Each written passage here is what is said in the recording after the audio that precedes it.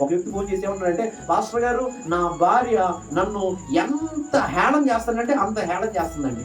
ఏ హేళన చేస్తుంది? నా భార్య అందరికీ చెప్పేస్తుందండి. ఏమని చెప్పేస్తుంది? నేను కొడుతున్నానంట, తిడుతున్నానంట, అసలు ఏమి పోషించనంటండి.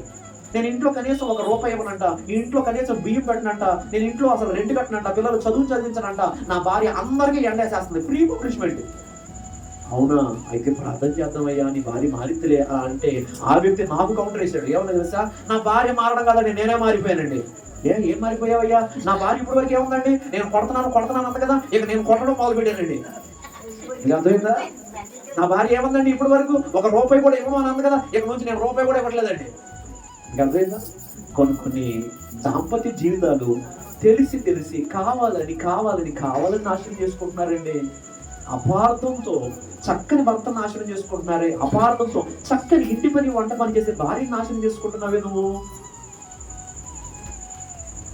ఆ అపార్థం ఏ రోజైనా నీకు నెమ్మదినిచ్చిందా?